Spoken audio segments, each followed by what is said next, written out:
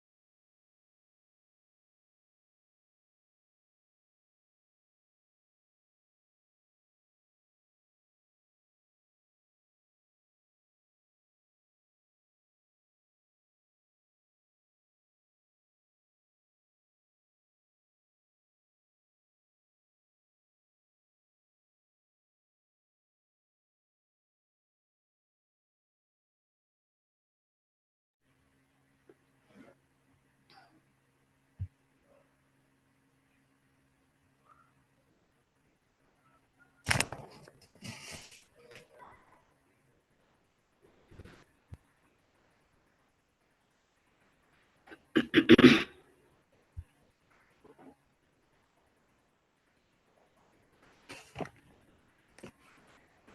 afternoon, guys, and welcome to this afternoon session. We are supposed to have had this lesson in the morning from my, but I understand there were some issues beyond our control, and so we're having this lesson at this time in the afternoon. So I want to welcome you all as we dissect English paper 2. We have done a number of paper ones, and I think by now you're well moderated in terms of the neck rubric of paper 1. So now today we paper 2, and I'm aware from admin that this paper was shared with you sometime yesterday, so you had the time of going through it. This is English paper 2. You know what is usually contained in English paper 2, the obvious details that you know. You know the parts that are being tested in this paper, the comprehension, the excerpt, the narrative, and grammar. But instead of us starting with the comprehension, allow me to just begin with the excerpt. Let me see.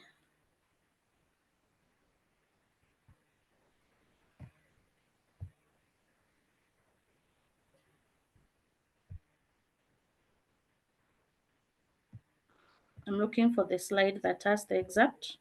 I think I found it. So we are going to begin with the excerpt from the Samaritan.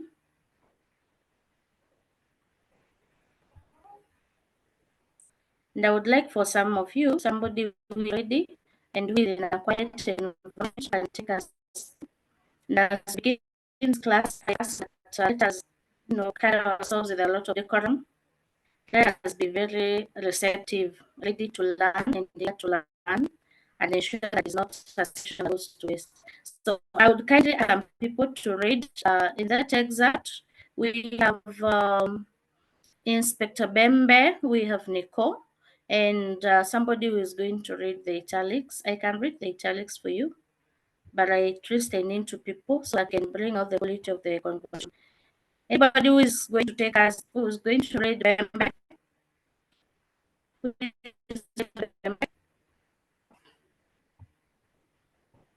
Thank you, Emmanuel. Let me try. I wanted to unmute you, Emmanuel, but I lost. Any person?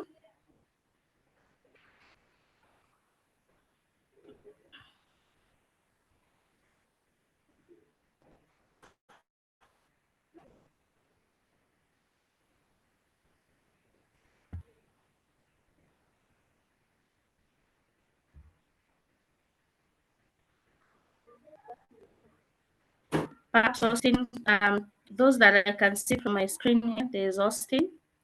Austin, perhaps you can perhaps you can reach the I don't know. Can somebody try to unmute? I don't know why it's not responding from my end. Perhaps it is me who can unmute. Okay.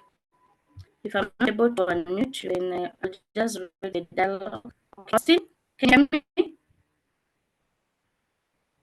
Austin? Okay, I'm not hearing. So I'll just take you through the conversation because I'm not able to unmute you guys. So I'll just read the excerpt below and then answer the questions that follow. 25 marks. Inspector Bembe interrupting Nicole. The matter of the Samaritan is weighty. It can destroy lives. It is threatening the lives of many powerful people. They are fighting back and they will destroy your life. I am giving you a chance to secure your life. I am an officer whose duty is to protect lives. Just do what the mayor told you. You should never fight a losing battle. Nicole, family, I have made a choice to do what is right. That is not negotiable. And besides, I have no control over the app. The National Information and Communications Technology Corporation is now in charge of that app. Ebembe interrupting Nicole. I understand that to mean you're ready for a fight. And to get us started, are you aware that the signal of your phone was at one time located at the scene of murder? Inora and rising to her feet. That's preposterous. Moving towards the door. I need to see the principal now. Bembe blocking her way. And what about last night? What? The school generator. School generator? What about it? Who sold it? That is ridiculous. I thought so too. Nicole trying to find a way past Inspector Bembe. I have nothing to do with the school generator. Bembe blocking her every move. The generator has been stolen. And you and I know who stole it. Nicole, listen, Mr. Officer. Do not try to fabricate anything against me. It will get you nowhere. And if you insist, this will become the darkest day in your career. Bembe, what? Are you threatening a police officer? Nicole says, with a sharp and firm voice, you must not break the law by accusing me of crimes I have not committed. Bembe says, you're just confirming some of other accusations that have been made against you. Which allegations? Nicole, move to the next. Bembe says, you have a reputation for being too strong-willed to be suitable for a school teacher. You are as stubborn as a mule. Nicole says, what crime is that? And Bembe responds, well, it is not a crime as such, but don't you think it is a bad influence to the students? Bangs the table violently and shouts an order. Two police officers enter. Handcuff her. There's a commotion as the officers reach out to Nicole. She resists, but is overpowered. There's an interval of silence as Bembe begins to rummage through papers on Nicole's table. Nicole refuses to move and sits down on the floor. The officers drag her on the floor. Stop! The officers stop. There's silence. Then Bembe moves behind Nicole's table and starts pulling the drawers open, one after the other, removing and throwing papers all over the floor. Where have you hidden it? And Nicole says, hidden what? Bembe, the Samaritan. Nicole is visibly surprised at the answer but remains silent. I will tell you this. Whenever you see me personally involved in an arrest, you must know it's a serious matter, as serious as death, and you should be afraid, very afraid. And Nicole says, I am not guilty of anything, and I refuse to be intimidated. Bembe responds, Inspector Bembe bangs the table violently with his gun. Nicole recoils with a start. Woman, show some seriousness. This is no laughing matter. Are you willing to talk? And Nicole says, about what? There is silence as Inspector Bembe wears his belly and presses his scepter under his armpit. So we have been given the first question there. The first question is to briefly explain what Nicole was told to do by Themea.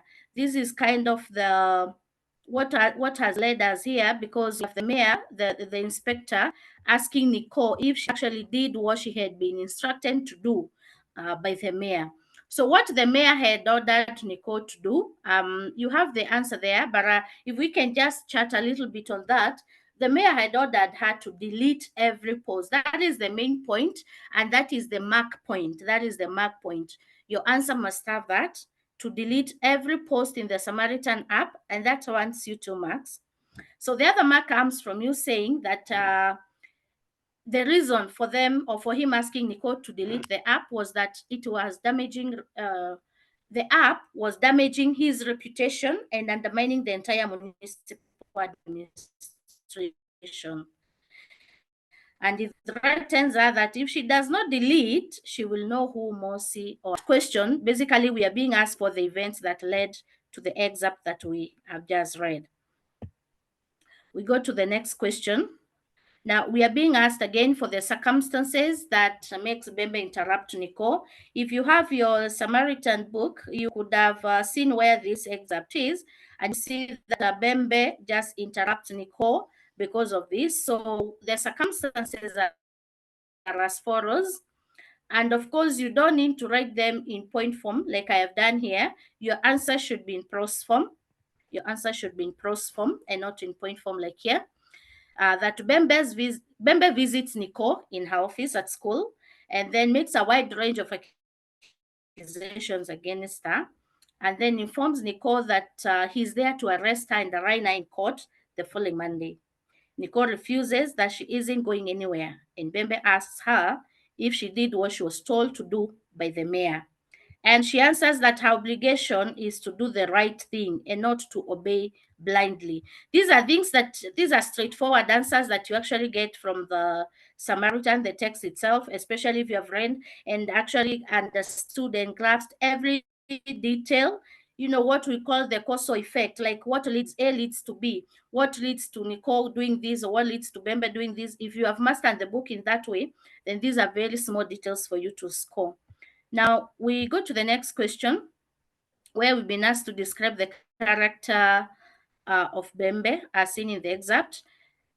Now, the character of Bembe, of course, there is the element of him being seen as a very brutal character. He is violent.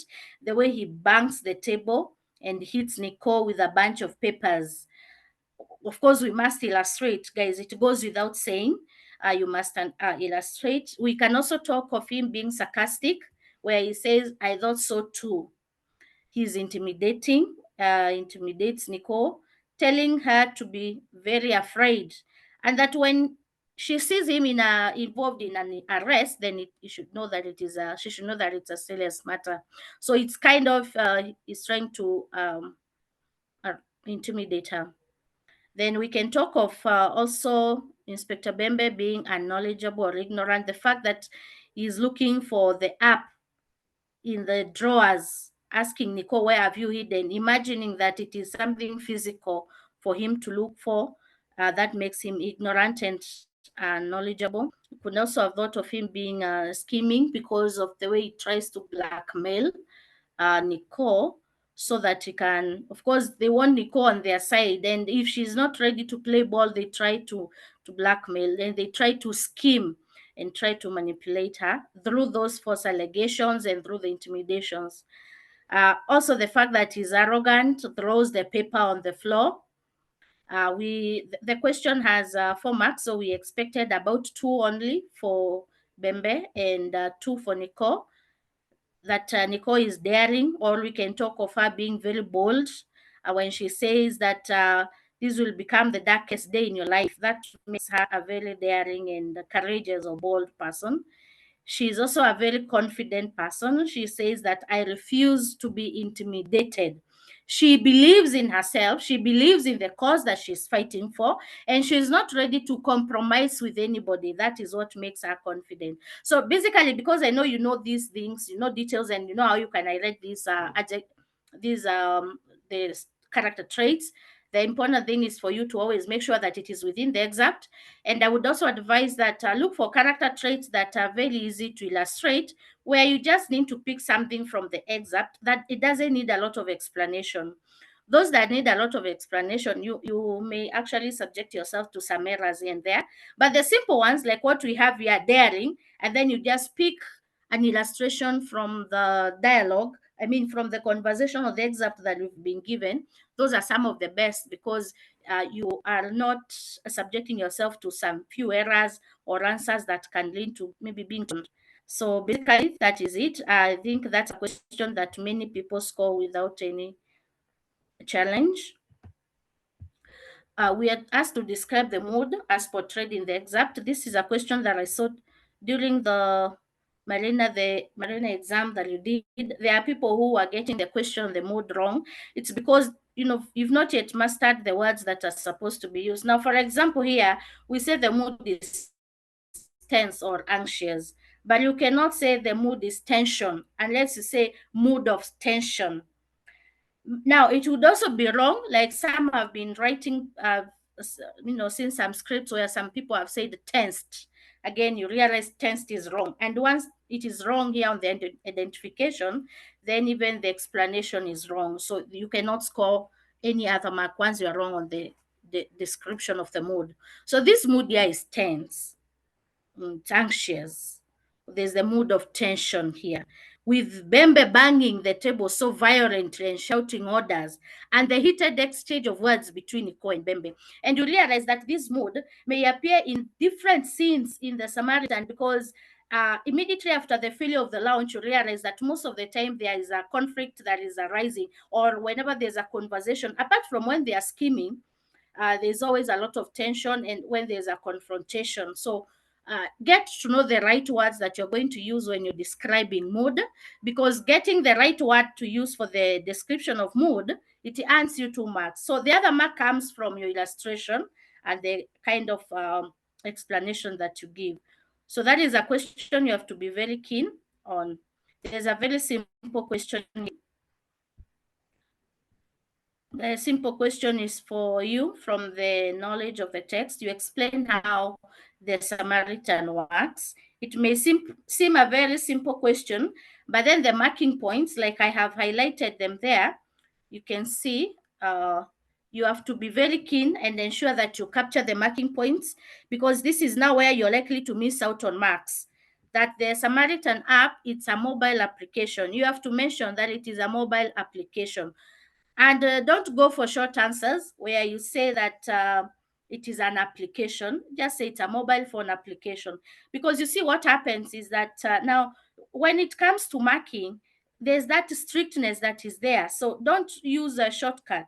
Just give the exact answer as it is expected, so that we say now it is a mobile phone application, 1 mark, on which people share information as videos, texts, and photos. And for you to score that mark, you have to mention that there's the sharing of information in form of videos, in form of text, and in form of photos. You have to mention that point as it is, with those 3 different ways that people are sharing the information. That is 1 mark to there. And it has the pigeonholes for every department. You must mention that, where the official gets notifications or letters from the members of the public. Just like the trial that they had run with the environment, they were trying to, when during the skit, when they were performing the skit, and they gave an example of how they tried using the app, where people could take photos or videos, people felling trees, and then they could upload that in the department of maybe the environment, and then the minister in charge could be notified and take up the matter. So it has, for you to score how the app works, you have to mention those 3 main points. First of all, you begin by mentioning that it's a mobile phone application. It shares information in form of video, text, and photos. Then talk about the pigeonholes for every department. And then now the leaders are able to get now notification from the members of public through those pigeonholes. And then, of course, now they are going to act on the information that they're going to get. We identify and state effectiveness of 2 styles used in the excerpt.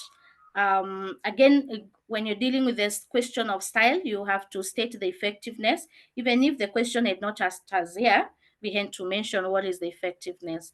So the first one is that there's a style of irony. And the style of irony it's a style that is very easy, but then you have to be very keen how you present it, because you have to bring out the contrast. We have to see the contrast. If the contrast is not seen, then you're not going to score for that point unless you bring the contrast out. When it comes to irony also, again, this being a question 2, you can expect questions where you're told maybe identify the situational irony in this excerpt. You have learned different types of irony. You've learned dramatic irony, situational irony, verbal irony. There's a tragic irony, comic irony. So sometimes the question can be identify the situational irony in this excerpt, or the dramatic irony in this excerpt. Now, when you're giving the styles yourself, you don't need to identify and say that this is dramatic irony or that this is a situational irony. No, just say that it is irony. Now, if the examiner wants you to tell whether it is dramatic or situational, the question is going to guide you. In that case, the examiner will tell you to identify the dramatic irony or the situational irony in the excerpt. But now in this case, since we are the ones who are discussing, we are not going to specify whether it's dramatic or situational. We'll just say that there's use of irony. And the irony can be seen through Bembe when he says that I am an officer whose duty is to protect the lives of people. Well, in reality, he does contrary to that, because you see, as an officer who protects the lives of people, you should not be going out there to intimidate the likes of Nicole, who is actually a very innocent and a law-abiding citizen. So there's the irony there. Him saying that he's an officer whose duty is to protect the lives of the people, yet goes to intimidate Nicole, who is a law-abiding citizen. And this brings out Inspector Bembe as a liar and as a person who is intimidating. So we have to phrase our answer in that way. There was a question, I remember, I don't know whether it was in the Malina, but there was another question where you are supposed to identify the stylistic devices. They needed, I think, 2 stylistic devices, and the marks were 6. Now, this is why I'm saying you have to talk about the effectiveness of that style. Like, what does it bring out? Can bring out the character trait of somebody, or can even bring out a certain theme. You're depending with the question and depending also with the style that you're discussing. There's, of course, again, the use of simile. I think that was the simplest style there. You are stubborn as a mule, and this shows Nicole as a truthful, firm, and a forthright person. So that is quite easy to understand. When he says as serious as death, shows that Bembe is pursuing, is very important to the political class. There's also use of idioms. Never fight a losing battle. Again, you know that when you're talking about the use of idioms and use of proverbs, you know, you also have to be very keen. Don't assume that, you know, you have to know the difference so that you know that proverbs are universally accepted. It's not just that which is known within our country. So sometimes students you confuse the wise sayings and the proverbs. You have to be very keen on that. The answer here is an idiom, and it shows that Nicole is going against what she will not win. But then it brings out her character as a person who is very determined. She's a very determined character. If the others feel that she's fighting a losing battle, it means that she's not somebody who is ready to give up. There's, of course, the style of sarcasm where Bembe responds to Nicole, saying that I thought so too. And this indicates the contempt with which Nicole is being treated by Bembe. So we have to always mention the style and say what that style brings out. If you fail to do that, you are denying yourself marks, and that should not be the case. Well, we go to the next question. We identify and illustrate 2 themes from the excerpt. There's a theme of violence or police brutality, where a member gangs, a Bembe bangs the table, drags Nicole, pulls the drawers open, you know, all that was violence and the police brutality, and you know how they treat Nicole in that particular scene. There's a theme of falsehoods, saying that the generator has been stolen, and you and I know who stole it. The generator was not actually stolen. That was a false accusation. There's, of course, the theme of technology, the fact that we have the Samaritan, Nicole saying that it's an app. She has no control over that app. There's also the mention of a signal of a phone, Nicole's phone being found in the murder scene. That suggests technology. I'm sure you could have identified other themes. Is there anybody who can identify another theme from the excerpt, or who identified any other theme? You can raise your hand and share. Is there anybody who identified a theme apart from what I've discussed? It seems not. So we have identified the theme of police brutality or violence based on the way the police that are with Bembe and Bembe himself, the way they mishandle Nicole. The theme of falsehoods, Nicole being accused of stealing a school generator. That was a false accusation. There was a theme of technology. Of course, the Samaritan app itself and the signal of the mobile phone, where we're told that Nicole's signal of mobile phone signal was found at a scene of crime, which was actually wrong. It was not true, it was false. Now we go to the next question. You cannot fabricate crimes against me. Begin crimes. Crimes against me cannot be fabricated by you. I think that's an easy one. Nobody has a problem there. The meaning as used in the excerpt. meaning of a losing battle, a loss, sometimes even can be a setback. We talk of preposterous, something that is absurd, ridiculous, unbelievable, senseless, or even foolish. So, as far as question 2 is concerned, the only area that may have had problem is maybe the excerpt in its immediate context, and then also discussing styles. You have to mention the effectiveness of each, and the fact that now you're going to ask from test. The examiner is going to test your knowledge of understanding of from the other part of the play. And that is why there's need to read and keep and have the details at your fingertips. That way it will be easy. Is there anybody who would like to narrate for us? To read the narrative.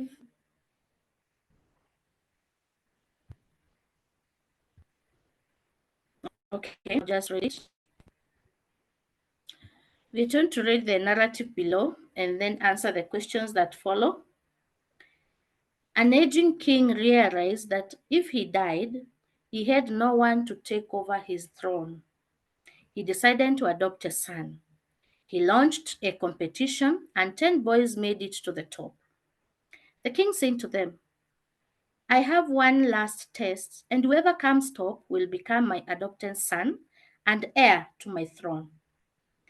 He gave each boy a maize seed and told them to take the seed home, plant, and that is not nature, but nurture it for 3 weeks. Then 10 boys took their seeds and ran home to plant. In one home, the boy and his parents were sad when the seed failed to sprout. The boy had done everything but in vain. His friends advised him to buy another maize seed, and plant, but since his parents had taught him good morals and honesty, he refused. The day came, and the 10 boys went to the palace. 9 of the boys were, is it 9 or none? Or none of the boys were successful. The king went round to each boy asking, Is that what came out of the seed I gave you? And each boy said, Yes, your majesty. The king would nod and move down the line until the last boy in the line, who was shaking with fear. And the king asked him, What did you do with the seed I gave you? And the boy said, I planted and cared for it, but it failed to sprout. The king went to the throne with the boy and said, I gave these boys boiled seeds, and a boiled seed cannot sprout. If a king must have one quality, it must be honesty, and only this boy has passed the test. It's a very simple narrative. Very simple narrative. But of course, at your level, you don't expect simple questions from here. The other time during the examination, you candidates did very well in this particular question. So I don't expect there are many people with challenges of this question. Identify and explain 2 themes in this narrative. The first is a theme of honesty and truthfulness. There's one boy who is honest to say that his seed did not sprout, while others are lying and that they went and bought another seed and planted so that it could sprout. This boy was honest and said that his seed did not sprout. And then there's the there's a theme of deceit or falsehood or hypocrisy. 9 boys are deceitful, not none, but 9 boys are deceitful. They were given boiled seeds that could not sprout. Yet they tell the king lies that the seed that he gave them is what they planted, and the seed was able to sprout. But that is a lie. They went and bought just like they advised the other boy. There's, of course, the theme of leadership as brought out the king. The mention of the king being there, that's a theme of leadership, that the king has to be honest. Parental responsibility, the parents to the last boy and taught him morals and honesty. Peer pressure as a theme. The the friends try to advise the last boy whose seed had not sprouted to go and buy another maize seed and plant it, although he refuses. So we are looking for two themes here. We have to identify, then we have to explain, and of course illustrate from the narrative. We go to the next question. Discuss two roles of the king in this narrative. I don't think this is a question you're going to miss in the national exam. So it is important to learn how to get it right. And usually it may even be 4 marks, 3 to 4 marks. The role of the king in this narrative is that number one, helps to develop the plot, because it is the king who gives the 10 boys the seeds to go and plant. So the story is developed through that. If the king had not given the seeds, we don't know what the story would have been. So we have to mention the role of how the king is involved in the story, or what role the king plays in the story. And in this case, he's the one who gives the 10 boys seeds to go and plant. The king also helps to bring out the themes of even honesty and deceit. We have some who were dishonest and they were deceitful, those that went and bought seeds. And we have the honesty coming through that one boy who decided to plant the seed that the king gave, even though it did not sprout. The king also brings out the character trait of the boys as deceitful and only one as truthful. The king also brings out styles such as dialogue, or there's irony and suspense. We have to mention the kind of style, so we cannot just say that brings out styles. We have to say the styles that are brought out. And of course, through the king, we have a moral lesson. And the moral lesson being that we should be honest. We go to the next question. We are asked to discuss one moral lesson from the story. Now, when we are discussing the moral lesson from the story, we have to make it sound universal in such a way that we say we should be. We cannot negate that is something that most of you know. So we cannot say we should not tell lies. That is not going to be marked, but we speak in the affirmative. We should be honest. Parents should teach morals to their children, and we illustrate our answer or to contextualize this from the story, or illustrate it. We should be truthful and honest, like the last boy who was honest, did not buy a seed but planted the seed that was given by the king. Parents should teach morals to their children. We of course refer back to the boy who, while being advised by the friends or the peers to buy a seed and plant, did not listen to them. Instead, what he did, we are told that he had been brought up well by the parents, was taught morals and honesty, and so did not do what the peers did. And that is how the king chose him as the heir. Now, we can also use now proverbs. When we use proverbs, we don't need to illustrate.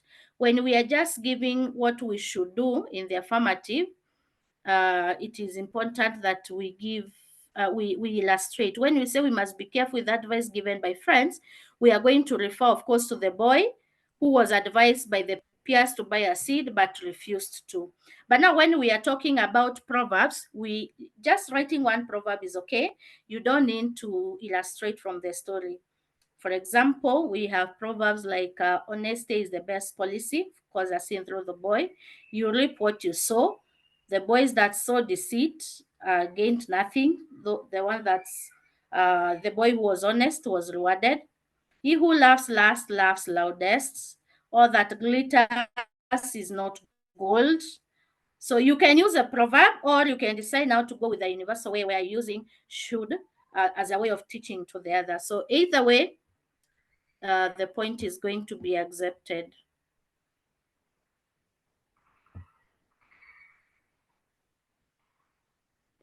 Yes, you can ask a question.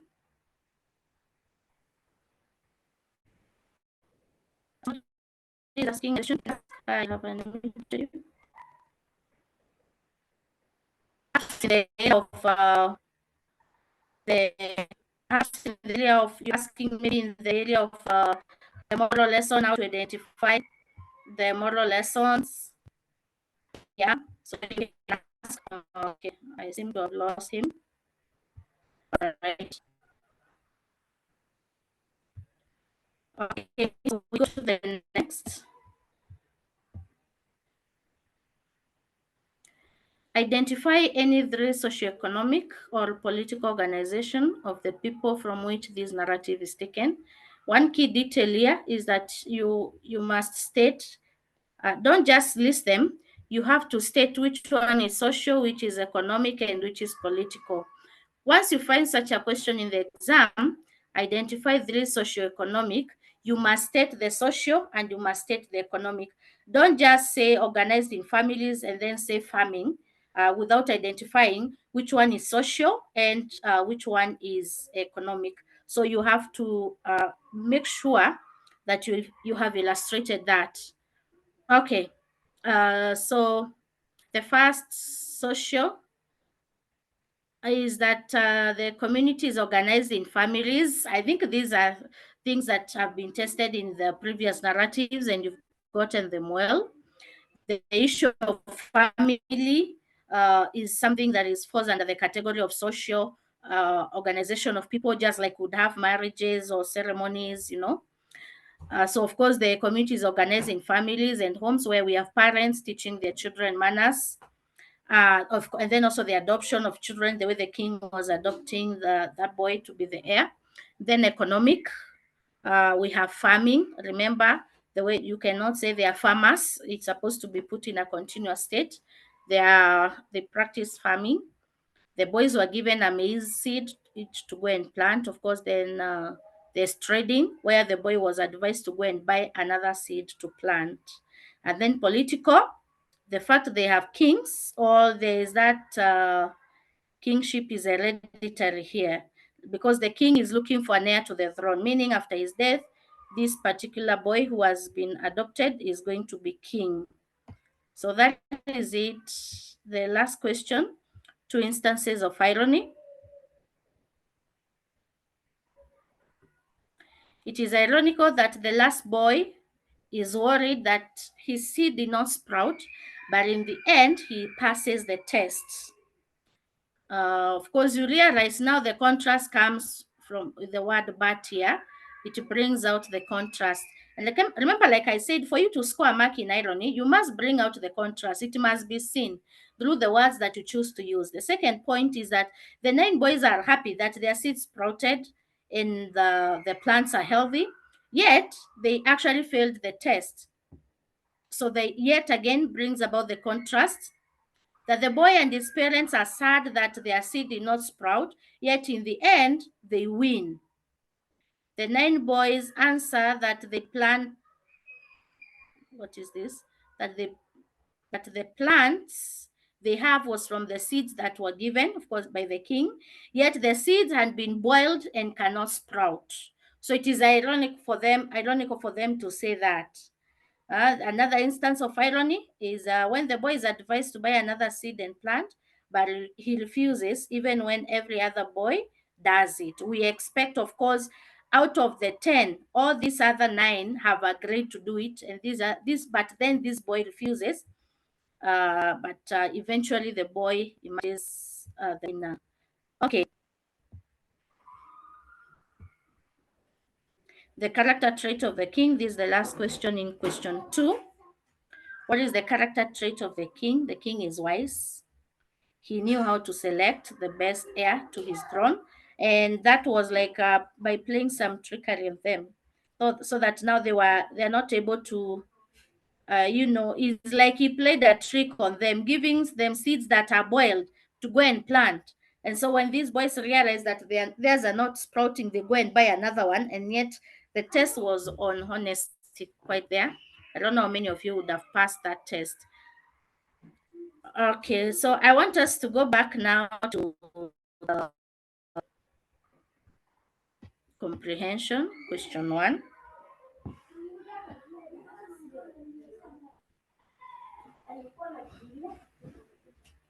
The comprehension question, I will still give another chance to somebody here who would like to read the comprehension for us.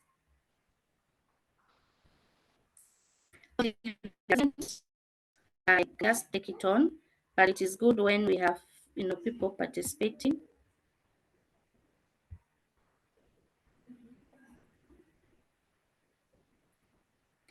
Maybe the person, the admin here or the IT guy can help me and unmute one person, at least one whose hand is up. Okay, one. I don't know what has happened again. Somebody called Patrick. Okay, I'm not. The United Nations defines youth as those between age 15 and 24 per the African Youth Charter. The bracket stretches to age 35. Estimates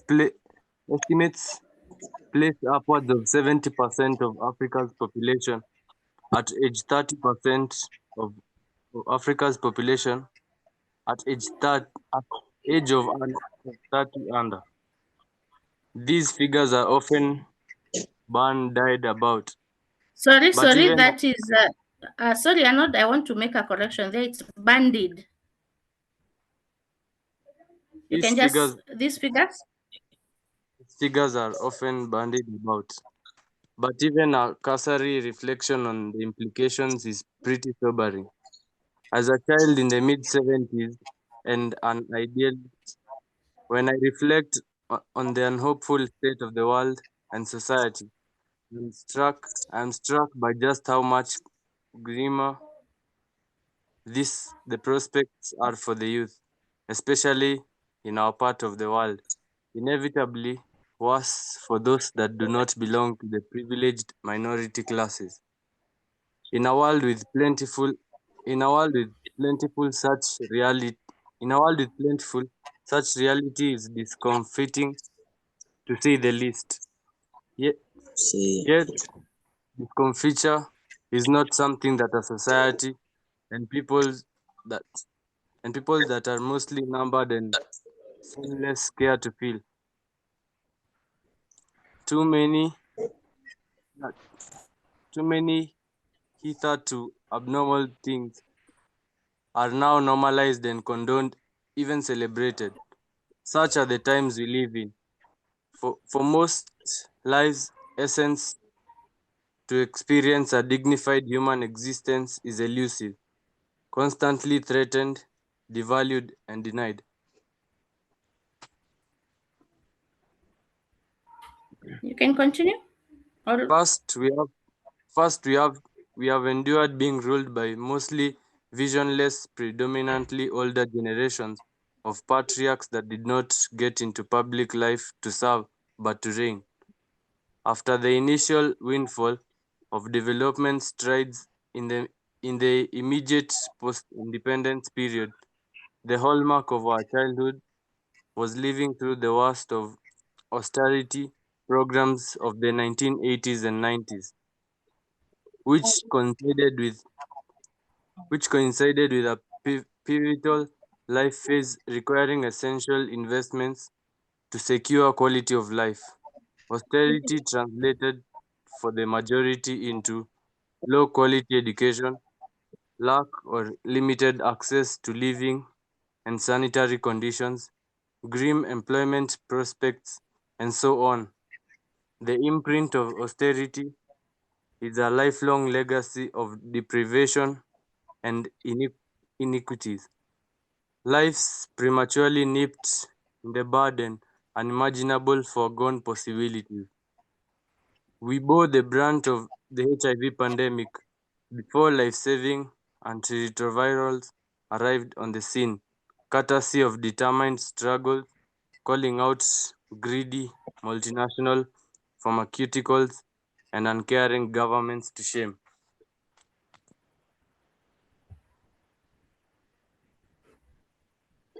Secondly, for about half of the populace who are female, the pervasiveness of patriarchy means that no matter how much you defy odds in a quest to excel, you remain effectively relegated and suppressed into the lesser human. This manifests in both the public and private spheres of life. Thirdly, if you invested your youth in the struggles for human dignity and a better society, it is humbling to watch the fruits of those struggles constantly reneged upon and undermined. Seems to me that seizing control of agenda setting and governance plus leadership is non-negotiable. You must take this on as a fight to secure needs, interests, and survival. They have to essentially seize their destiny in their own hands, no matter the counter forces. They have no choice because their actual lives and semblance of survival depend on it. It cannot be normalized that those living on borrowed time are allowed to essentially rob the youth of their lives and future. I say this based on my active footprint. During my youth, no less. On the costly, in terms of lives lost that struggle, but totally worthwhile journey that delivered Kenya's revolutionary and dignity affirming constitution. It is no wonder this governance roadmap remains under-implemented and much fought. In exercising the right to active citizenship, youth must leverage all they can available tech in its many facets and possibilities, out-of-the-box thinking, tapping into the disposition of being unshackled by properness, conformity, or shame, to forge broad and formidable alliances across class, gender, and other identities, to speak and act truth to power. It is to be unbowed and fearless, for they have nothing to lose. Without a doubt, without a doubt, passively waiting for saviors is not an option, for there are none but yourselves. Thank you so much for reading that. Now we look at the questions. We can have somebody who can take us through the questions. The question one, and maybe comment something about the comprehension is about the youth seizing the opportunity to lead, because we have been led by patriarchal people who don't seem to want to lead but to reign. And so the youth are being encouraged now to take up that mantle of leadership.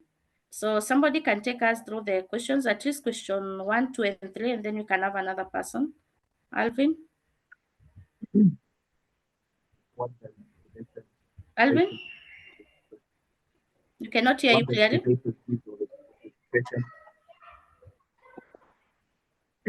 Alvin, we cannot hear you clearly.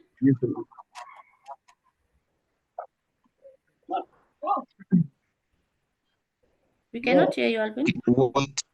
What does the hypothesis of the expression bandied about reveal about his or her attitude towards the statistics on youth population? Okay, so this suggests that a dismissive, skeptical attitude towards. Is the noise coming from you, Alvin? Pardon? Is the noise coming from you, Alvin? There is somebody else unmuted. Please. Whoever it is, I think, okay, seems the person has done so. Okay, continue. Okay, this suggests that a dismissive or skeptical attitude towards how those statistics are being used. The numbers are just being thrown about carelessly without any analysis, context, or accuracy. Comment on the irony revealed in paragraph 3. The We irony may have to go back. Let's go back to paragraph 3 and then you can read it. We are going to look for it. Okay. Read it yet. Yet, discomfiture is not something that a society and people that are not mostly numbered and solely scared feel. Too many hithettos, abnormal things are now normalized and condoned, even celebrated. Such are the times we live in. For most lives, a sense to experience a dignified human existence is elusive, constantly threatened, devalued, and denied.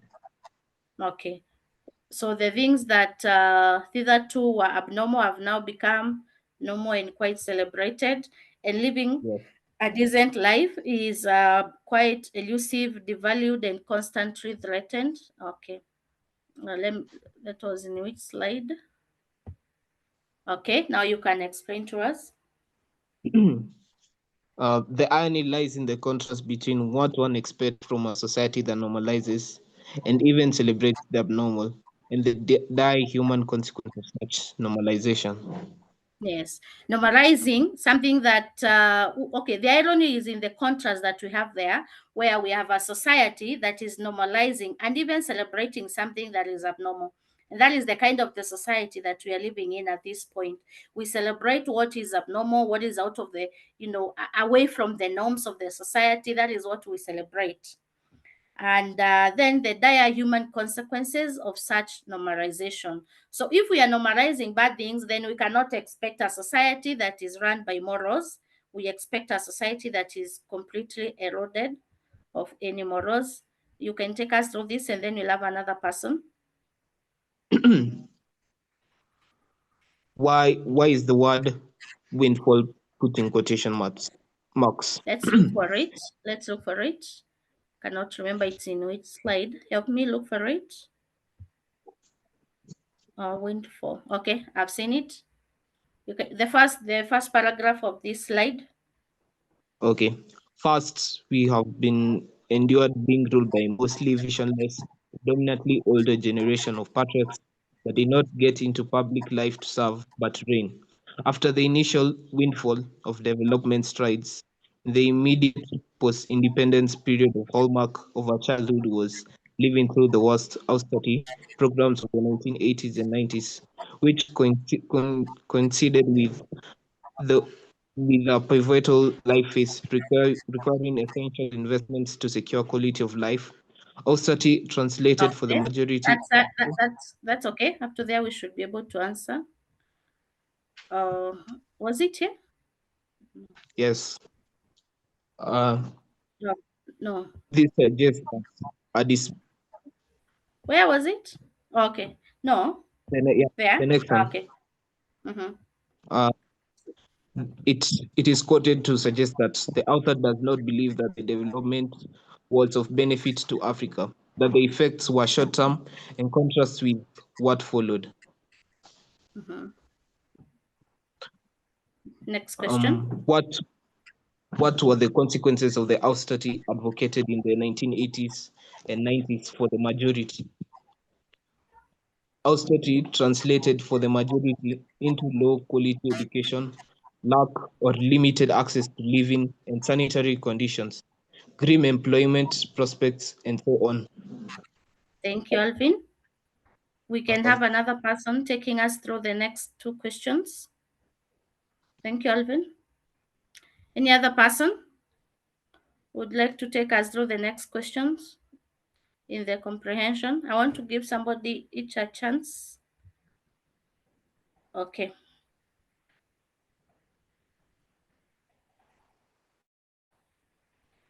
Would you like to continue? Maybe Alvin?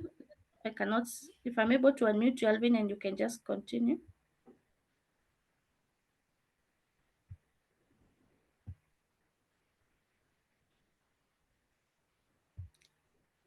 Are you able to? Okay.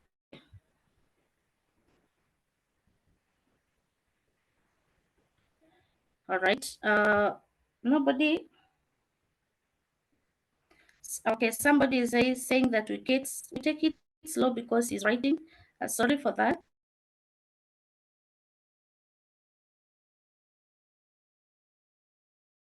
We'll take it slow.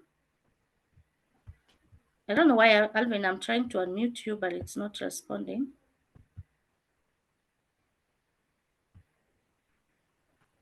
Okay, somebody else? I don't know. I don't know what has happened to Alvin. I cannot see.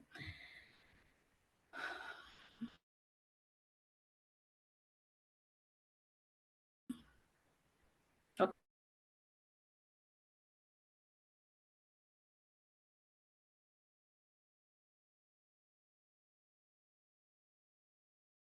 Can just move on to the next slide. Is our society today. We, of course, now I have written them in point form because these are going to make the marking points or where what the examiner is going to be marking.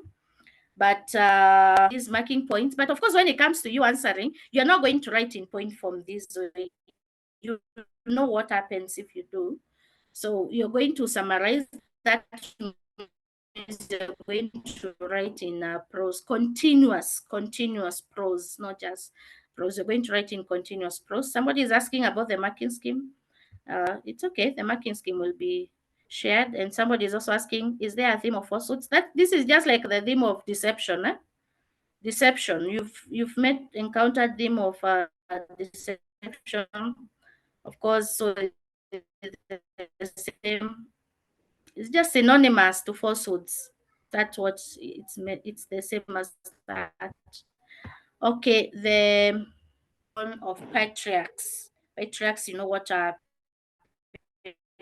patriarchs means. You've encountered questions about a patriarchal society. The fruits of struggles, but they are supposed to be written in continuous prose, and if you don't, the words should not exceed 55, and if you don't write in continuous prose, again, you're deducted half marks.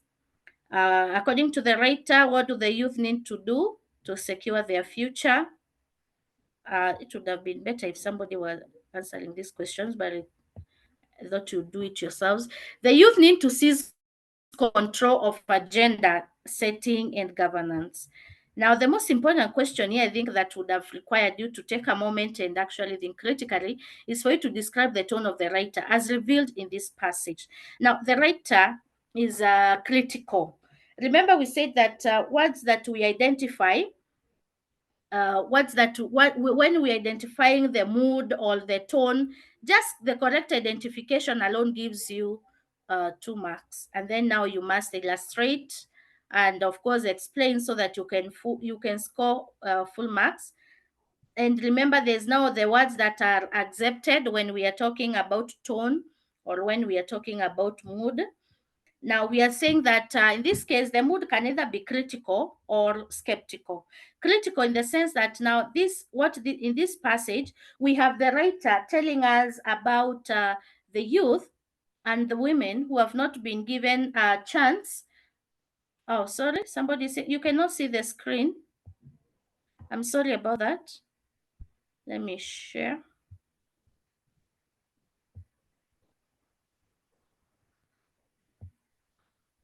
I hope you can now.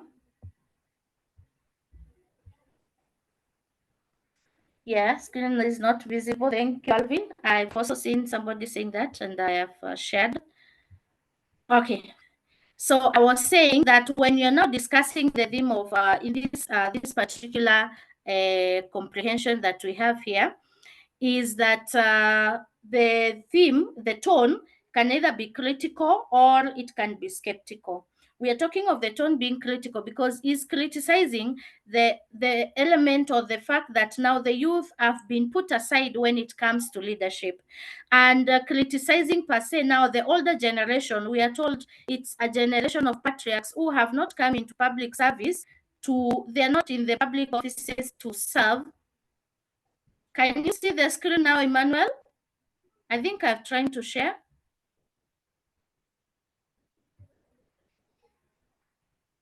Can you see it now? I think you should, because from my end, I can see it is here. Okay, so I was saying that now is critical because he's criticizing the leadership here, where the youth have been sidelined and then the leadership given to the old patriarchs. We were told that these old patriarchs did not get into public service to serve or to lead, but to reign. And you see now, to reign here, they here not, is the word that we are used to in the streets is to make dynasties. They're there to be there forever. When they are out, it is their family who is there. That is what the author or the writer of this particular thing to imply, and that the women have also been, segregated. The fact that it is a patriarchal, these are patriarchal leaders. Patriarchal means it is male dominated, and that the women have no place in leadership. The youth also have no place in the leadership. So he's being critical. We can also talk of him being, the tone being skeptical, and the doubt that now we can be able to move forward if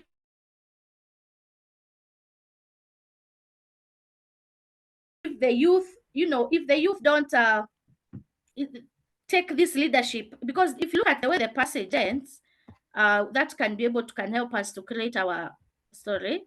It talks about it is to be unbowed and fearless, for they have nothing to lose. Without a doubt, passively waiting for saviors is not an option, for there are none but yourselves. So there's nobody who is coming to save you. It's up to you to save yourself. So now we are saying that there's that skepticism that we are expecting the old leaders, the old patriarch leaders now to be the ones to save us. No, it is up to us to save ourselves. So there's that tone of him criticizing the kind of leadership that is there, or skeptical that with this kind of leadership we are not going to get anywhere, and there's nobody to save us but ourselves. So you have to always be very keen when you're discussing. Remember, I've said identifying the right tone alone carries 2 marks. Then your correct illustration and explanation is 1 mark. It is not possible for you to fail in the maybe identifying the tone and then get 1 mark for illustration. If you fail the tone, even the illustration mark is you're not awarded. Okay, so the next question is for you to rewrite. These are grammatic question. Many of you are doing very well when it comes to grammar. So rewrite the sentence below as instructed. It is no wonder this governance roadmap remains under-implemented and much for to rewrite beginning. Is it? Emmanuel and said we go slow because he's writing. Don't worry, Emmanuel, I'll share the marking scheme. Is it any wonder this governance roadmap remains under-implemented and much fought? Without the question mark there is no mark. What do the following words and expressions mean as used in the passage? I would like somebody to take us through that, and we will look for the paragraph that has those. Who is ready to take us through that question? Emmanuel, raise your hand. Where are you? Any person? Any person? Let's kill the bottom of one person talking.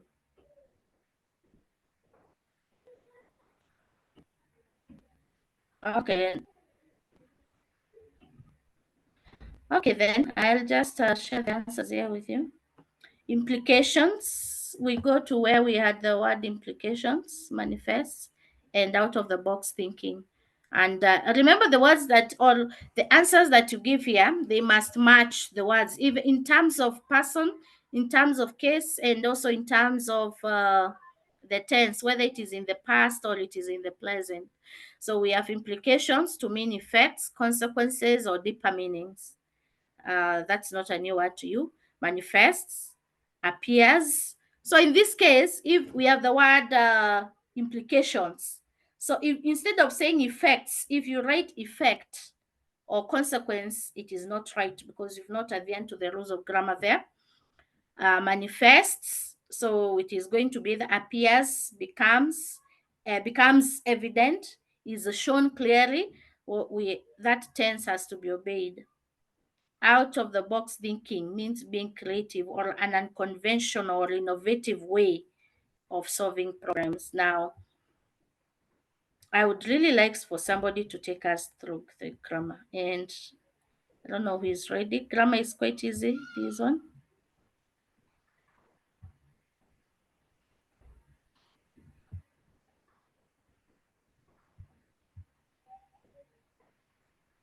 Let me look for where the grammar is.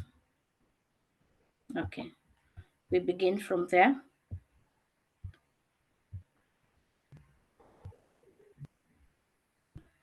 Could the admin please help me to unmute because his hands up and I'm not able to unmute.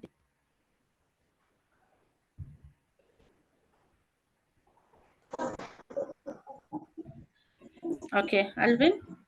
Okay.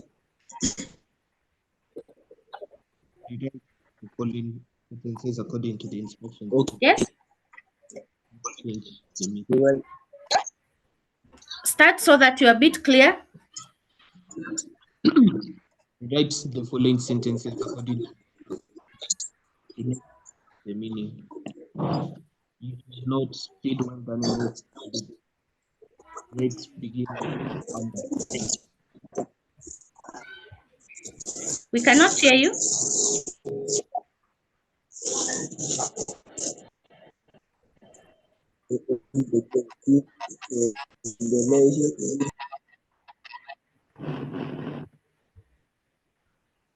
Alvin, are we together? I can honestly not hear you.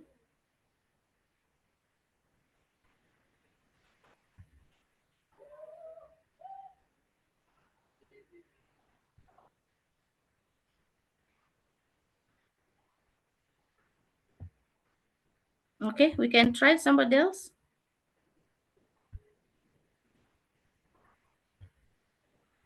Perhaps we had a glitch there. I don't know what happened.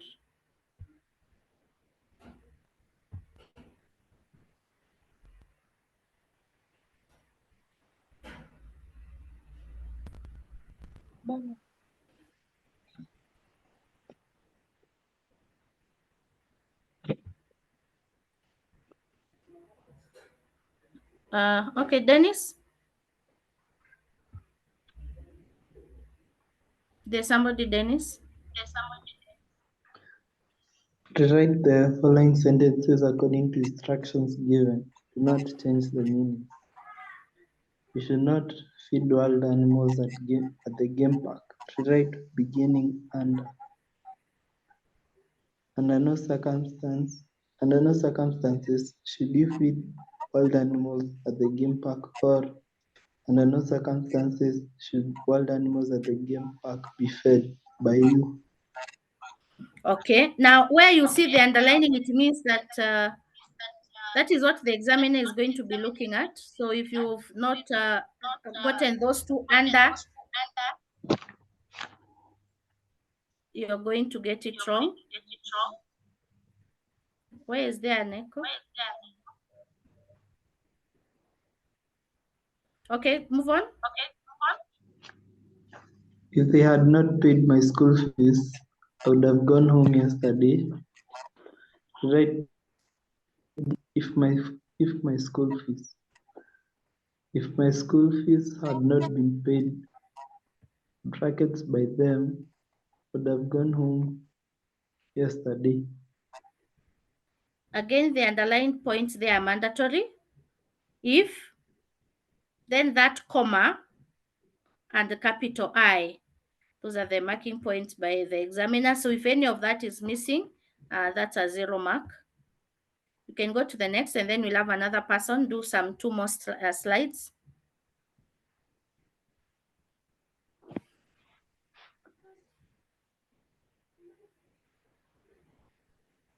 We cannot wait. Dennis? Oh, you.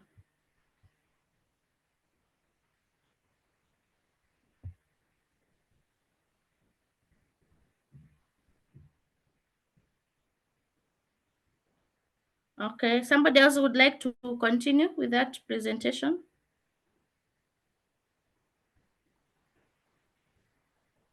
Okay, let me just take you through. We cannot wait any longer because the patient needs immediate treatment, the doctor said. We are supposed to rewrite in reported speech. The doctor said that they could not wait any longer because, or since, so you can choose which one to use there. For the patient needed, or because, or since the patient needed immediate treatment. The doctor saying that they could not wait any longer because the patient needed. There's no for. This for is not supposed to be there. Since the patient needed immediate treatment. The topic on verbs follows the one on nouns. Begin after. After the topic on nouns comes the one on verbs. Or we could have said after the topic on nouns follows the one on verbs. There's no comma there. Now, we could also have decided to write it in another way that would have needed us to use a comma here. That after the topic on nouns, comma, the one on verbs follows. So you can decide to use any of that. But remember that when it comes to grammar, punctuation is absolutely necessary. So you cannot afford to make mistakes there. So we have been given some words here. I'll give you a moment to just read the blank spaces that are there. So we are supposed to fill in the blanks with the most appropriate linking words from those that you've been provided below. We have the word immediately, at first, finally, meanwhile, further, secondary. So we sat in the sitting room waiting. We were scared because we did not know what kind of person our mother's friend would be. No, sorry, full stop. We looked at the beautiful photographs on the wall without saying a word to each other. Full stop. She finally arrived, and her warm motherly smile dissipated our fears. Now, it is also important that we realize that we must obey all the rules of grammar here, and this means that where there's a full stop, we must the word that begins there must be in capital letters, and if it's in the middle again, we have to mind how we use our capital and small letters. So we sat in the sitting room waiting. We were at first, and again, this is now grammar. If you try to join these two words and then it reads as if it's one word, again, you're going to score 0. At first scared because we did not know what kind of person our mother's friend would be. There's a full stop. That means the next word we place there, we must begin with a capital letter. Meanwhile, we looked at the beautiful photographs on the wall without saying a word to each other. Full stop. Finally, capital F. And you see, this capital F fails a lot of candidates. I am telling you sincerely, this capital letter F, it has to have those sharp corners. You can see them. It must have those sharp corners. In fact, for the examiner to be able to tell whether it is capital, they draw a circle where there's that corner there, the vertical and the horizontal line. Those corners must appear. If it appears slanted without a corner, no matter the size of that letter, it is going to be treated as a small letter, and that means you're going to be penalized. So you have to be very keen with the way you shape that F. And you realize here, the examiner was very clever, because the letter M is one of the words, again, that the candidates don't know how to write the capital M. Again, those sharp edges on capital M, the examiner will circle them to make sure that they're there. So even if you write a very big M without those sharp edges, that will be treated as a small m. And that means you're going to be penalized. And because the examiner knows that this is an area that candidates tend to make careless mistakes, that is why you see even in a question like this, the examiner is again testing the F and the meanwhile. And you realize these words are very easy for you. Actually, you can tell this is not a difficult question. But then now the test will be on how you shape those letters. So you have to be very keen there. Finally, she arrived, and her warm motherly smile immediately dissipated our fears. We go to the next slide. Fill in the blanks with the correct one to complete the sentences below. Neither the children nor their mother at the wedding ceremony. Now, was it was or were? Neither the children nor the mother.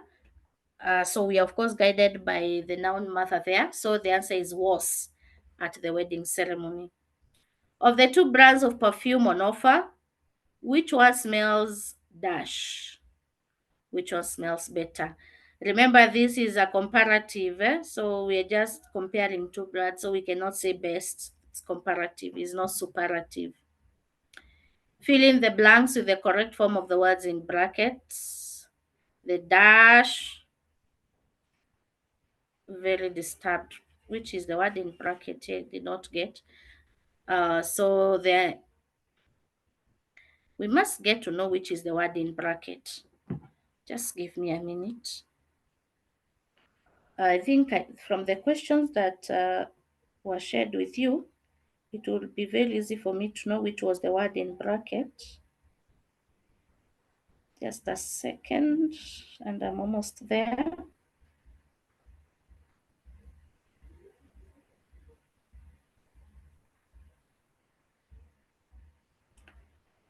So the dash man looked very disturbed. The word is spectacle. So this is noun formation. I think is the first topic in Form 4. So it is the bespectacled man, or the spectacled man looked very disturbed. Then the next is pouring water on steel nails is likely to dash rusting. Active. The word is active. That is easy. Activate. Pouring water on steel nails is likely to activate, or we can say reactivate rusting. So the word in brackets there was active. So we are supposed to form a noun from the word active.